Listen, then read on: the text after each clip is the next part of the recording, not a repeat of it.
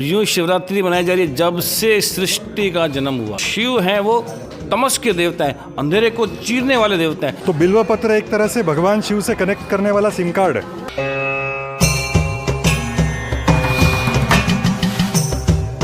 सर्वप्रथम आप सभी को महाशिवरात्रि की हार्दिक शुभकामनाएं। नमस्कार, मैं हूं सुमेशता बिश्नोई और आप देख रहे हैं ट्रिपल न्यूज़।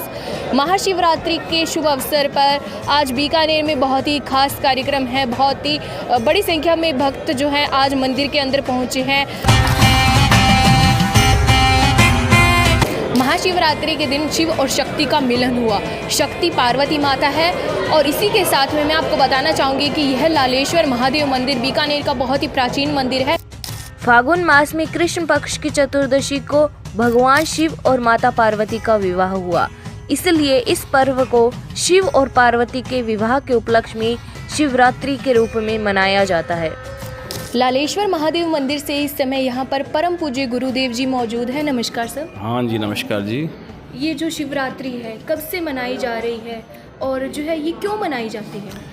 शिवरात्रि कब से मनाई जा रही है? इस मंदिर के अंदर तो मनाई जा रही है 144 साल से।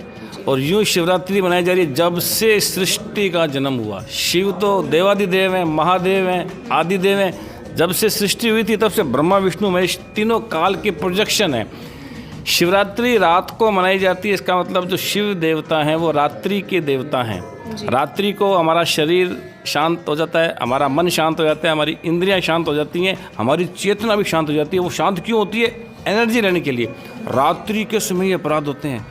शिवरात्रि को रात में मनाने का मतलब यह है कि जो शिव हैं वो तमस के देवता हैं, अंधेरे को चीरने वाले देवता हैं। अंधेरा जितना जितना चिरता है उतना उतना प्रकाश आता है। इसलिए ये शिवरात्रि का पर्व प्रकाश पर्व भी है और मनुष्य के मन के अंदर जितनी मलिन कामनाएं उनको दूर करने वाला पर्व है।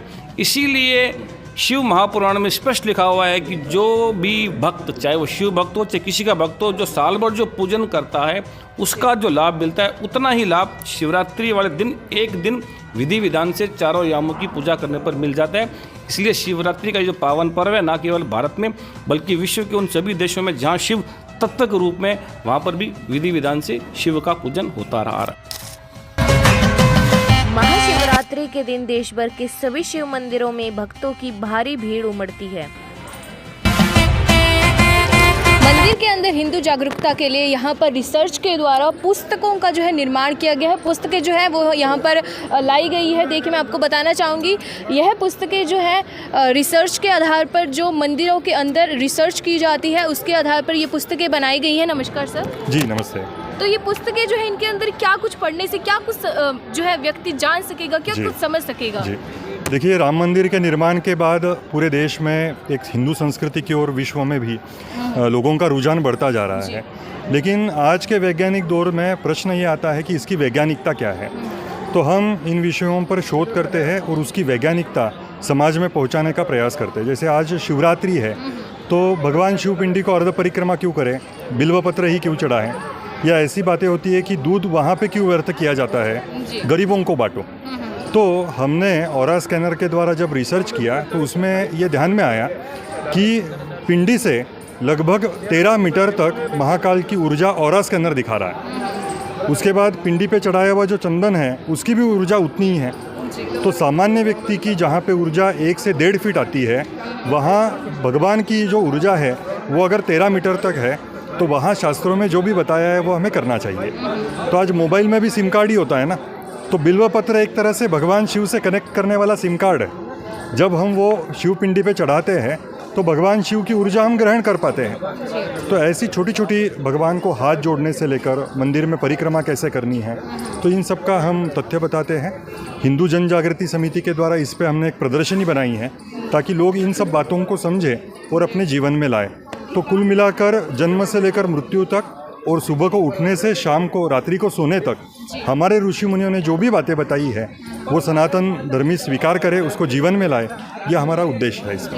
ये कुछ थोड़ी जो है इसको दिखाइए और बताइए कि इसके अंदर क्या कुछ आपने जो है डाला है, क्या कुछ जिससे आम जन जो है आज का जो हिंदू समाज है वो सीख सकता है। जी बिल्कुल, ये धर्म शिक्षा फलक का ग्रंथ है।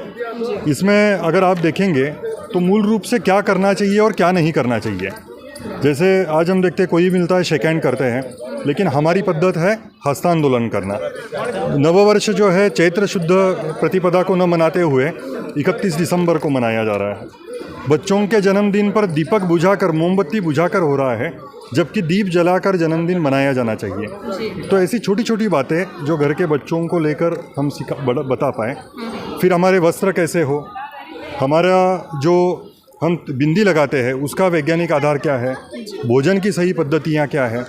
तो ऐसे अलग अलग 13 विषयों पर 200 से भी ज़्यादा जानकारी इसमें संक्षेप में है, प्रैक्टिकल है और वैज्ञानिक है, व्यक्ति के जीवन से जुड़ी हुई है। तो घर में ये रहे, रोज़ हम एक एक पेज पर चर्चा करें।